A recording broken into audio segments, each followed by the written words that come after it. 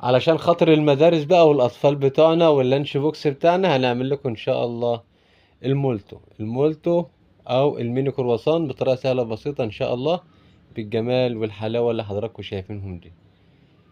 ده المولتو بتاعنا بيبوظ شوكولاتة، بيبوظ زي ما انتم شايفين كده، بيبوظ شوكولاتة. هنعمله مع بعض ونشوف ازاي الشوكولاتة هتبوظ من المولتو. يلا نبدأ مع بعض.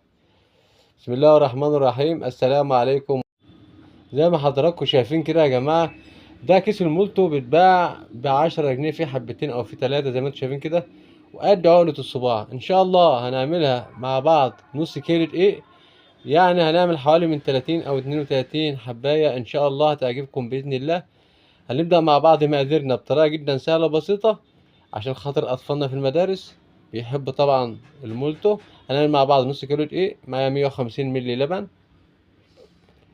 طبعا ده لبن رايب يا جماعة، ممكن احنا عملناه قبل كده باللبن العادي، وان شاء الله لبن رايب برضه بيعطي طعم كويس.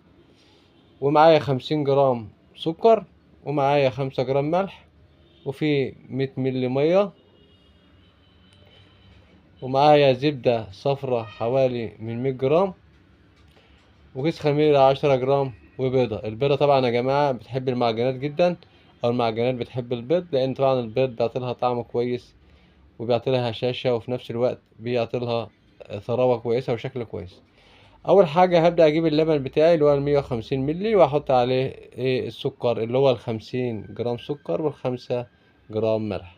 هقلبهم مع بعض، أدوب السكر مع اللبن، وهنزل بشوية مية عشان حضراتكم عارفين طبعا ان اللبن الراي بيبقى تقيل شوية، فبنخفه بشوية مية، وبنزل بالخميرة اللي هي 10 جرام. بقلب الكلام ده كله مع بعضه، وهنزل البيضة مش هحطها كلها، هنزل بس بالبياض واشيل الصفار، هنسيبه للآخر على جنب، هنحتاجه ان شاء الله. هنشوف هنعمل بيه ايه بعد كده في الآخر بإذن الله. بعد ما قلبنا الكلام ده كله مع بعض، هنبدأ نحطه على الدقيق. طبعا احنا جاوبنا السكر والخامات كلها يا جماعة، كله ده في السوائل. هنبدأ ننزل على الدقيق اللي هو النص كيلو بتاعنا، وهنبدأ ان احنا برضو ننزل بمعلقة خل. الخل ده يا جماعة مهم جدا، ده طبعا بديل محسن الخبز. ده بيخلي الحبة بتاعتنا واقفة كده وما تبقاش نايمة، وفي نفس الوقت بيخلي قلبها من جوه يعني شكله كويس، ميبقاش مصفر وغامق كده، بيفتح شكل الحباية من جوه. وبعد كده هنزل بال100 جرام زبدة، اللي هي الزبدة الصفراء دي بقى يا جماعة مهمة جدا، لأنها ديت اللي بتعمل التوريقة بتاع المولتو بتاعنا بإذن الله. طبعا هنعجنها كويس بالعجين زي ما حضراتكم شايفين كده.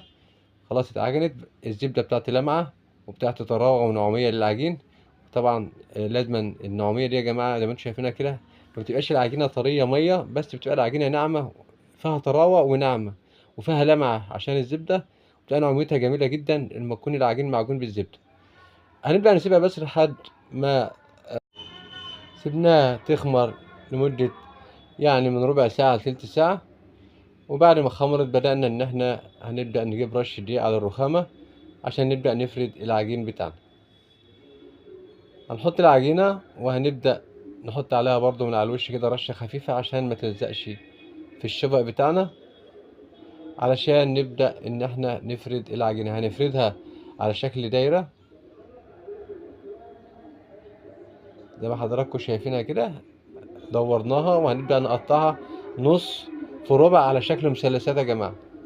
يعني احنا كده قطعناها بالنص، بعد كده هنقطعها ربع، وبعد كده بعد الربع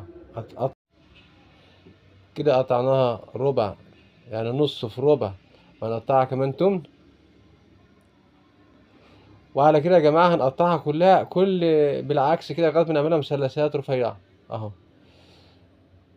كل مثلثين قصاد بعض قطعناها كده مثلثات صغيرة، ارباع في نصاص في تمن في كده، يعني زي حضراتكم شفتوا الطريقة. وبعد كده هنبدأ ان احنا نجيب الشوكولاتة اللي احنا قطعناها قطع صغيرة زي كده، وكل نص من ده او كل مثلث من ده هنبدأ ان احنا نلفه على شكل المولتو بتاعنا اهو. هنبدأ بس يعني نفردها من تحت شوية، من تحت، بحيث ان احنا زي ما حضراتكم هتشوفوا كده هنحط قطعة الشوكولاتة، ونبدأ يعني نمط العجينة من تحت شوية كده علشان خاطر يبقى الشوكولاته متغطيه جوه العجين، عشان لما تخش الفرن ما تسيحش وتطلع من العجين. زي ما انتم شايفين كده مطينا العجينه شويه، بحيث ان احنا نخلي الشوكولاته متغطيه بالعجين، وهنبدا نلفها بالراحه كده لحد ما تاخد وضعها.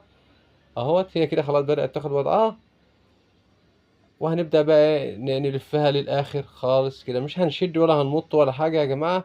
احنا كل ما في الموضوع ان احنا بس بنسويها بحيث ان هي تطلع مظبوطة.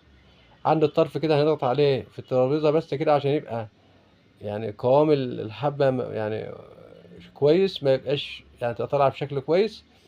خلاص كده حبيت المولت بتاعتنا، بسم الله ما شاء الله، الشكل حلو، ملفوفة مورقة زي ما انتم شايفين التورقة بتاعتها. طبعا اللفات اللي على بعضها ده يا جماعة هي دي التورقة. وهنعمل كله بنفس الطريقة، كلها بنفس. وكده لفينا كل المولتو بتاعنا، طلع معانا ما شاء الله حوالي من 30 32 33 حسب ما انتوا عايزين، حسب الحبة. بدأنا نجيب الصفار بتاع البيضة اللي كنا شايلينه في الأول، وحطينا عليه شوية لبن أو ممكن نحط عليه شوية مية. وطبعا سيبنا العجين لما خمر، وقبل ما يخش الفرن على طول هنبدأ ندهنه. ليه يا جماعة؟ علشان خاطر قبل ما يخش الفرن مباشرة، عشان لو احنا دهناه أول ما خلصناه هيبدأ يخمر، هيعلى، هيبقى في حتت مش واخدة، مش مدهونة، هتبقى مبطعة. لكن احنا خلاص كده هي خمرت، هنبدأ ندهنها وندخلها الفرن على درجة حرارة 220، على درجة حرارة عندك. خلاص كده دخلناها الفرن درجة حرارة 220 لمدة 10 دقايق أو 12 دقيقة بالكتير. ما شاء الله كده المولتو بتاعنا طلع من الفرن حاجة ولا أروع، بسم الله ما شاء الله. كده المولتو يا جماعة بتاعنا طلع من الفرن خلاص. طبعا المولتو قلبه فاضي، والشوكولاتة ما شاء الله الشوكولاتة بتبظ من قلبه ازاي يا جماعة. يعني مش محتاج اي تعليق ولا يحتاج اي كلام. طبعا مورقه، وطبعا لسه الحبايه سخنه، فطبعا هي مش معجنه، هي مستويه ومورقه زي ما حضراتكم شايفين. والشوكولاته زي ما انتم شايفينها كده بتبظ منها. لو عجبكم الفيديو ما تنسونوش من اللايك والشير الجميل بتاعكم. شكرا لكم والسلام عليكم ورحمه الله وبركاته.